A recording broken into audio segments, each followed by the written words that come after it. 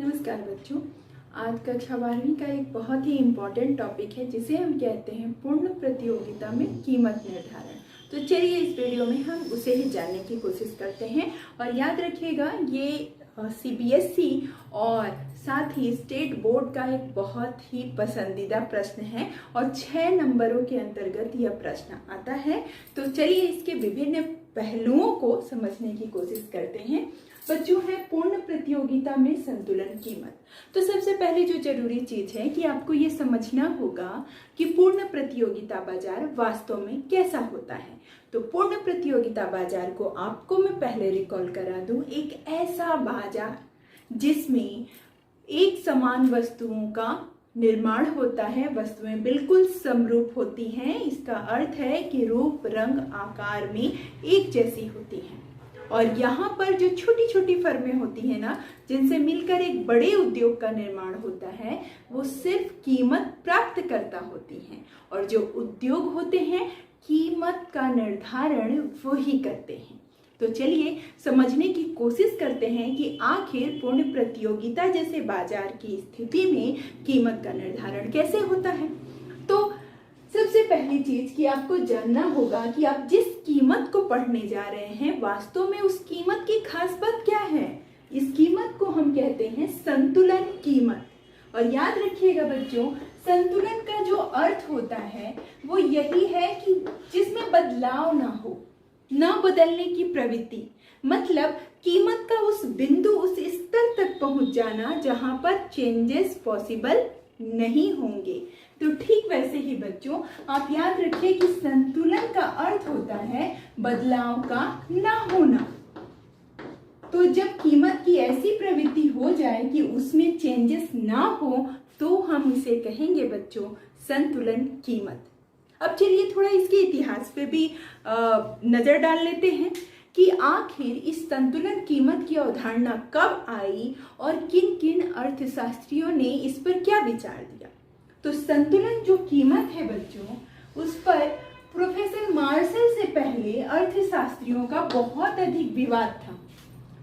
अर्थशास्त्रियों का एक गुट ये मानता था कि किसी भी वस्तु की कीमत में उसके बनने वाली लागत का बहुत प्रभाव होता है।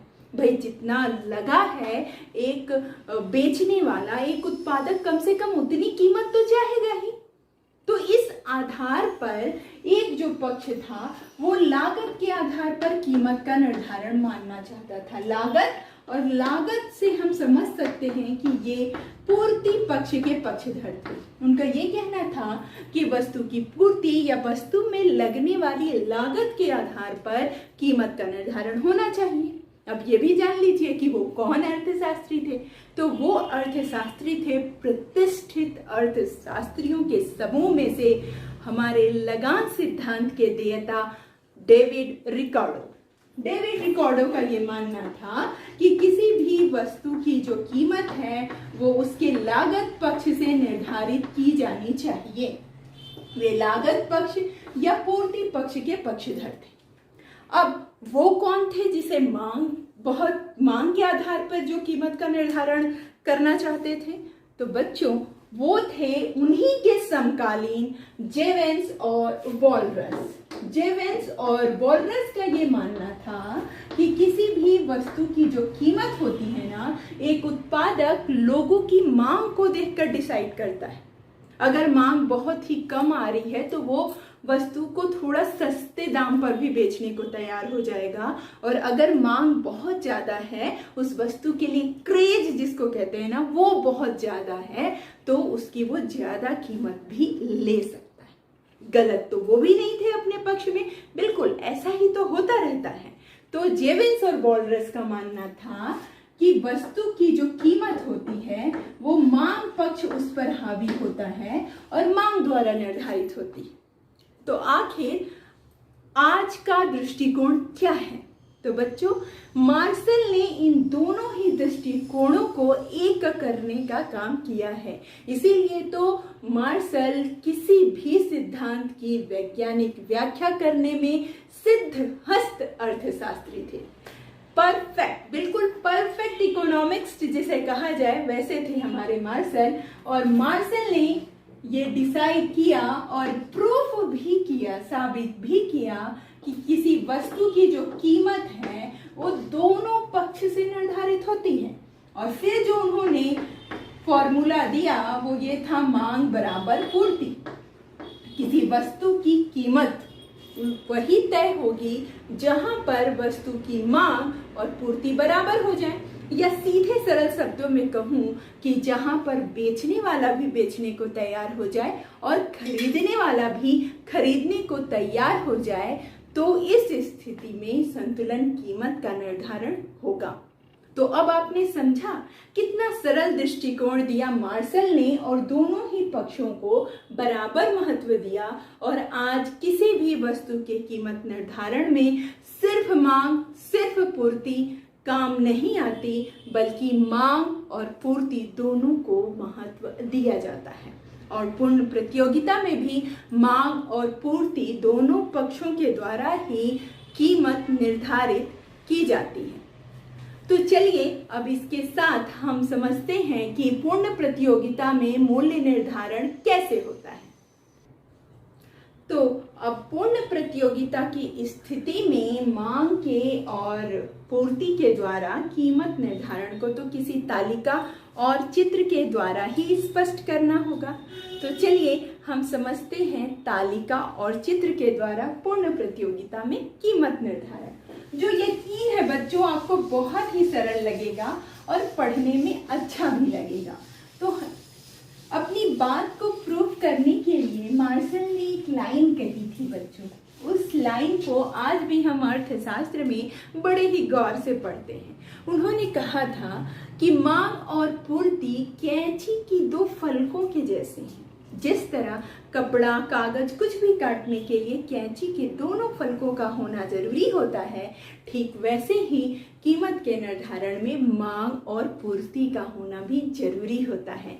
कई बार एग्जाम में उनके इस वक्तव्य को, उनके इस वाक्य के आधार पर पूछ दिया जाता है कि मार्शल ने जो कहा था कि कैंची की फलकों के समान है मांग और पूर्ति, इसे सिद्ध कीजिए। और ऐसा कोई प्रश्न आ जाए बच्चों तो आपको तालिका और चित्र के द्वारा इसे साबित करना होगा कि मांग और पूर्ति के बराबर होने पर ही संतुलन कीमत का निर्धारण होता है।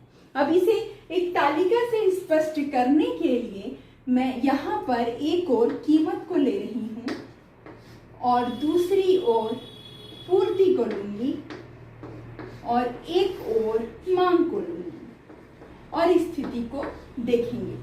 बच्चों इस तालिका को रटने की बजाय आप इसके कॉन्सेप्ट को अगर समझे हुए हैं तो बड़ी आसानी से ये तालिका आप अपनी बना सकते हैं। जैसे मैं यहाँ पर कीमत को बता रही हूँ। मैं अगर कीमत 5, 4, 3, 2 और 1 लेती हूँ तो याद रखिए पूर्ति मतलब उत्पादक की नजर से सोचिए, बेचने वाले की नजर से सोचिए, वह ज्यादा कीमत पर ज्यादा वस्तु बेचना चाहेगा या नहीं। डेफिनेटली आपका जवाब हाँ है। तो जब वह ज्यादा कीमत पर ज्यादा वस्तु बेचना चाहेगा तो आप पूर्ति भी ज्यादा दिखा दीजिए। जैसे अगर 5 है कीमत तो आपने दिखा दी 50, ये आपने दिखा दिया 40, और फिर जैसे जैसे कीमत कम होगी उसको बेचने का मन नहीं करेगा, तो इसीलिए फिर वह और भी ज्यादा पूर्ति को कम करता चला जाएगा। इसीलिए मैंने 5 रुपए में 50 और 1 रुपए में 10 वस्तु की पूर्ति को यहाँ पर लिया है। आप 100 लीजिए, 60 से शुरू कीजिए, 200, 300 से शुरू कीजिए, मर्जी आपकी। बस कॉन्सेप्ट याद रखिएगा कि जब कभी कीमत ज्यादा होती है तो पूर्ति भी ज्यादा होती है और कीमत कम हो जाती है तो पूर्ति भी कम हो जाती है, अर्थात धनात्मक संबंध से जुड़ी हुई होती है। अब ठीक वैसे ही मांग को ले लीजिए। तो मांग के लिए आप बन जाइए एक खरीदार। आप कैसी वस्तु पसंद करते हैं, अच्छी भी हो और सस्ती भी हो, उसमें आपको संतुष्टि थोड़ी ज्यादा मिलती है। तो चलिए आप अगर ज्यादा कीमत है तो क्या ज्यादा वस्तुएं खरीदना चाहेंगे? डेफिनेटली नहीं। तो चलिए यहाँ पर हम रख लेते हैं 10। अगर वस्तु की कीमत हो गई 5 रुपए तो जो खरीदार है वो इस महंगी कीमत पर नहीं खरीदना चाहेगा, वह 10 ही लेगा। जैसे जैसे कीमत घटती जाएगी खरीदार खुश होता जाएगा और वो धीरे धीरे मांग को बढ़ाता जाएगा। यही तो है मानव व्यवहार। तो चलिए उसी के आधार पे मांग के पॉइंट्स लिख लेते हैं कि 5 रुपए कीमत होने पर मांग 10 होगी, 4 रुपए होने पे थोड़ी बढ़ गई 20, 3 रुपए होने पे हो गई 30, 2 रुपए होने पे हो गई 40, और जब वस्तु सबसे सस्ती 1 रुपए के बराबर हो गई तो वो हो गई 50।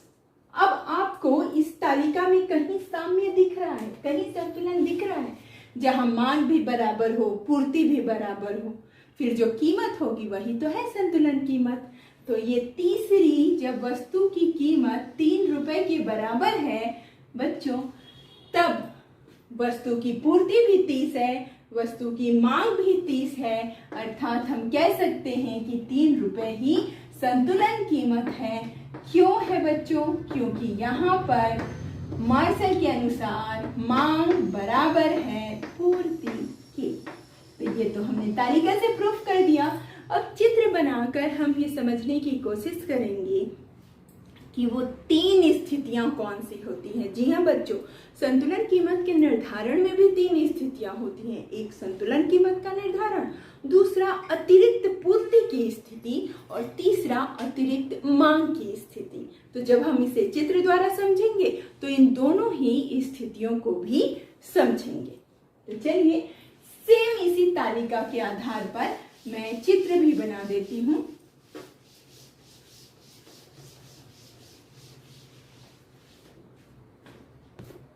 अब बच्चों OX अक्ष और OY अक्ष को ले लेंगे और बहुत अच्छे से हम तीनों ही स्थितियों को समझने की कोशिश करेंगे। ये रहा OX अक्ष, जिस पर मैं दर्शा रही हूँ मांग को भी और पूर्ति को भी,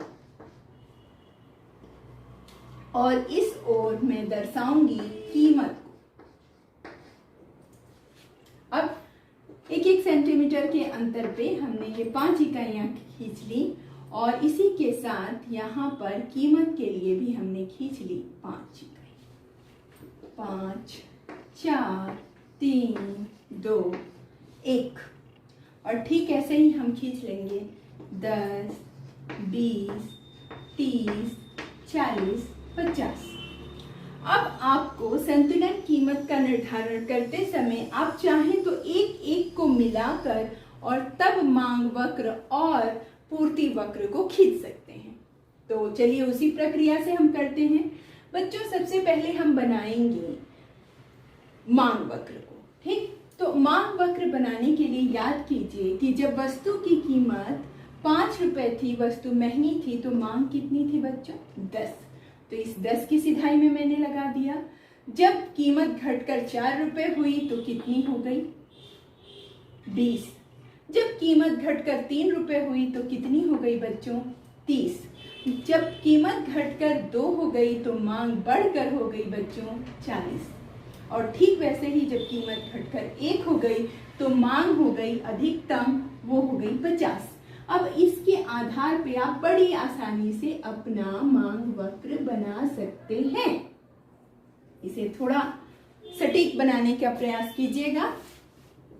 आराम से आप इस मांग वक्र को बना सकते हैं। ये रहा आपका DD मांग वक्र। और अब इसी के आधार पे बच्चों हम खींच लेते हैं SS पूर्ति वक्र को। तो याद कीजिए, जब पूर्ति कम थी, मतलब कीमत कम थी, तो पूर्ति भी क्या थी बच्चों? कम। तो यहाँ 1 रुपए पे मात्र 10 की पूर्ति थी। जब कीमत बढ़कर 2 रुपए हुई तो थोड़ी पूर्ति भी बढ़ी थी, तो इसकी सिधाई में ये बिंदु लगा लिया।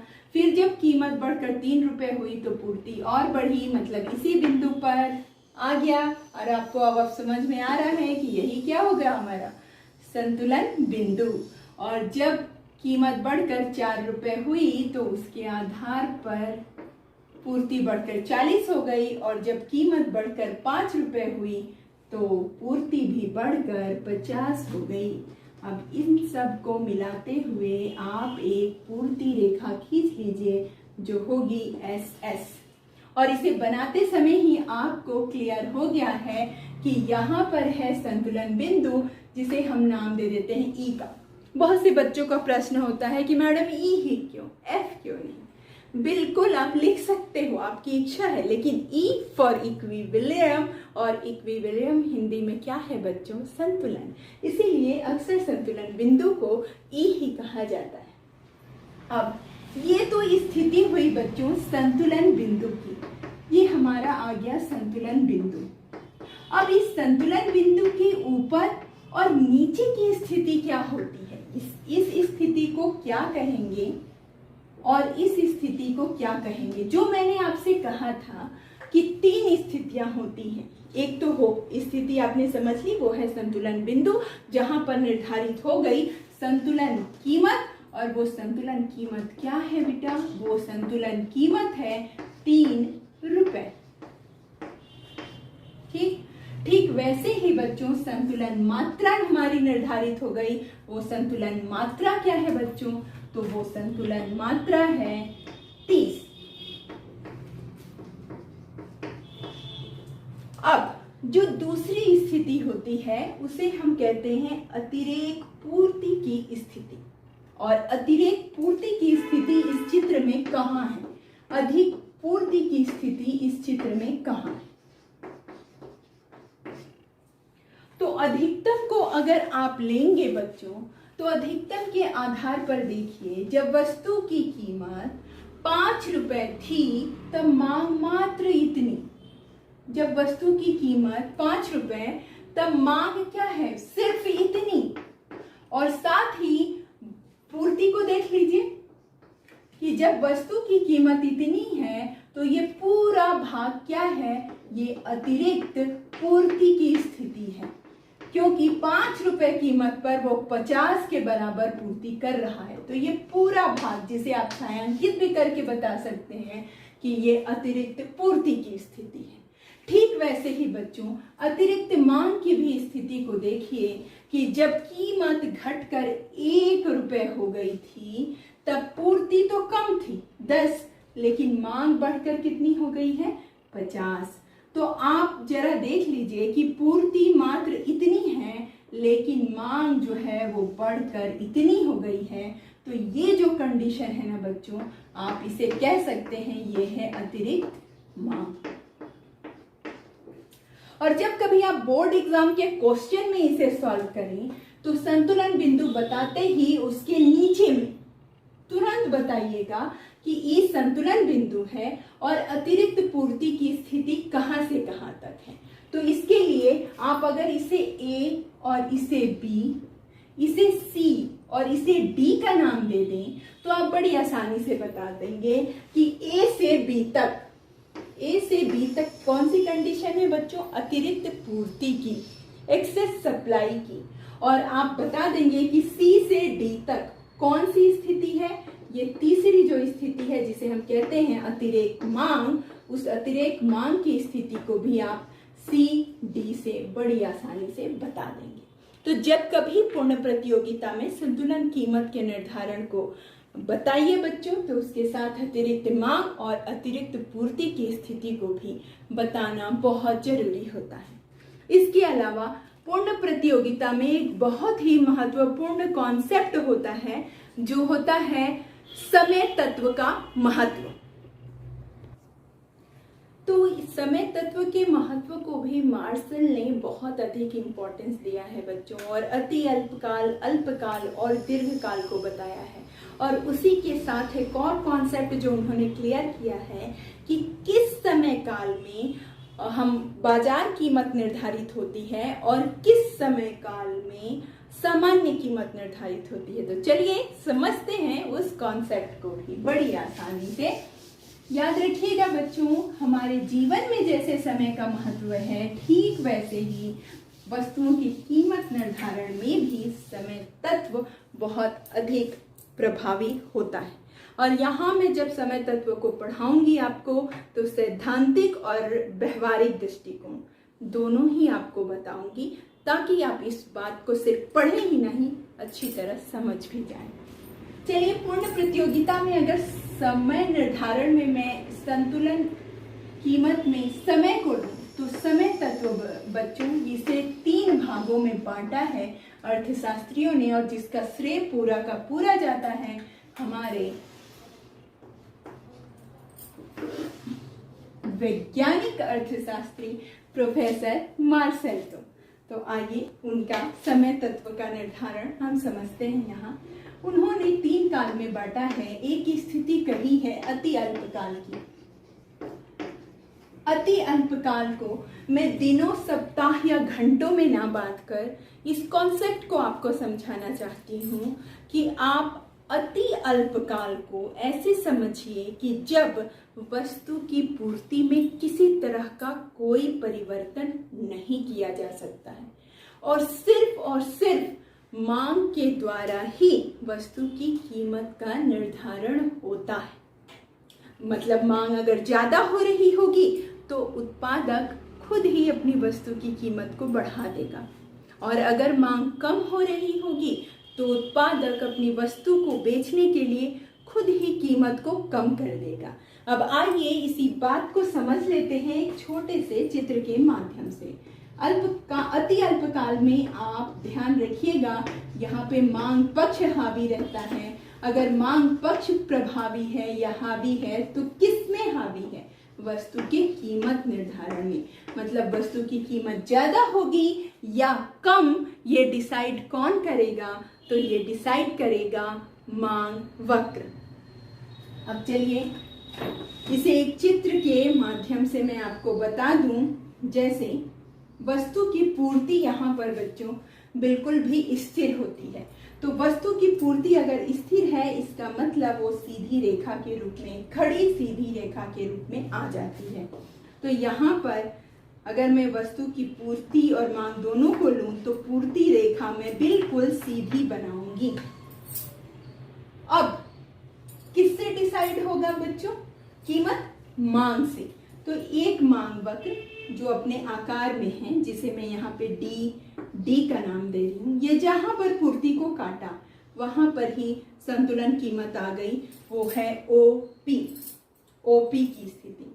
अगर किसी कारणवश मांग में वृद्धि हो जाती है, वृद्धि मतलब बढ़ना बच्चों, मांग का बिल्कुल ही बढ़ जाना, तो जब कोई भी उत्पादक ये देखेगा कि पहले 10 खरीदार थे और अब 100 खरीदार हो गए हैं, लेकिन उसके पास 100 वस्तु नहीं है, तो वो वहां पर जितनी भी वस्तु है उसकी एक तरह से कीमत को बढ़ा देगा, ताकि जितनी भी है कम से कम उसमें फायदा तो कमा सके।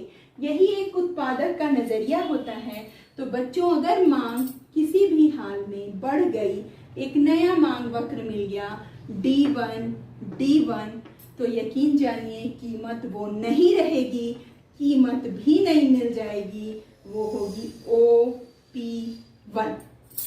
OP से बढ़कर OP1 हो जाएगी, क्योंकि उत्पादक लाभ को कमाने के लिए वह तुरंत ही कीमत को बढ़ा देगा। अगर किसी कारणवश कीमत हो जाती है कम, ये देखिए, अगर एक नया मांग वक्र मिलता है और कीमत हो जाती है कम, जिसे मैं D2 का नाम दे दूं, तो तुरंत ही जो उत्पादक है, अगर मांग कम हो जाती है तो तुरंत ही उत्पादक कीमत को भी कम कर देगा। देखिए कितना कम कर दिया उसने, OP2। तो यहां से हो गई कीमत डाउन। तो देखा आपने, कीमत ज्यादा होगी, संतुलित होगी या कम होगी, ये इस बात पर निर्भर करता है कि वस्तु की मांग कैसी है। तो आपको याद रखना है, अति अल्पकाल में वस्तु की कीमत निर्धारण में अगर पूर्ण प्रतियोगिता की स्थिति है तो मांग पक्ष हावी होता है। अब ठीक इसे ही बच्चों दूसरी कंडीशन को देख लेते हैं, जिसे हम कहते हैं अल्पकाल। इस अल्पकाल की खास बात यह होती है कि हम कुछ मात्रा में पूर्ति को समायोजित कर सकते हैं। मतलब कुछ मात्रा में हम पूर्ति को बढ़ा या घटा सकते हैं, लेकिन बहुत कम, कुछ मात्रा में। इसीलिए कई अर्थशास्त्री कह देते हैं कि यहाँ पर पूर्ति के द्वारा कीमत का निर्धारण हो जाता है। लेकिन मैंने कहा था ना, व्यवहारिक दृष्टिकोण समझिए कि व्यवहारिक रूप से यहाँ पर भी कीमत निर्धारण में मांग ही हावी होती है। पूर्ति, क्योंकि पूर्ति को बहुत ज्यादा समायोजित नहीं किया जा सकता, कुछ मात्रा में समायोजित किया जा सकता है। जैसे बच्चों, आपके पास 10 चीजें थी, यहाँ मैं एक उदाहरण से बताऊं कि 10 चीजें थी बेचने के लिए और आपने उसकी कीमत 50 रखी हुई थी। आप कुछ मामले में उसे और बढ़ा सकते हैं। मान लीजिए कि आप अधिकतर 20 वस्तु समायोजित कर सकते हैं। 10 आपने दुकान में रखी और 10 अपने गोदाम में रखी है, तो आप कभी जरूरत पड़ी तो बाकी 10 को भी मंगा सकते हैं। मतलब टोटल आपके पास वस्तु कितनी है? 20। अब मैं आपसे पूछती हूं कि अगर मांग 40 की आ गई, अगर मांग जो है बेटा वो 40 के बराबर आ गई, तो क्या आप कीमत नहीं बढ़ाएंगे? भाई मांग 40 की, वस्तु आपके पास कितनी है? 20। आपने उसकी कीमत क्या रखी है? 50। तो अगर 40 लोग उसे मांगने के लिए आ गए, तो क्या आप एक उत्पादक के रूप में लाभ कमाने के लिए कीमत को नहीं बढ़ाएंगे? डेफिनेटली आपका जवाब होगा हाँ। तो बच्चों, अगर जवाब हाँ है तो इसे समझिए कि व्यवहारिक रूप से अल्पकाल की कंडीशन में भी मांग ही प्रभावी होती है कीमत के निर्धारण में। भले ही सैद्धांतिक रूप से आप ये कह दें कि नहीं, पूर्ति पक्ष का भी प्रभाव होगा, बिल्कुल होगा, लेकिन ज्यादा प्रभाव मांग पक्ष का ही होगा। और मुझे लगता है कि मैं इस उदाहरण से अपनी बात आप तक पहुंचा पाई हूं। अब चलिए इसके लिए जो चित्र है हम उसे देख लेते हैं।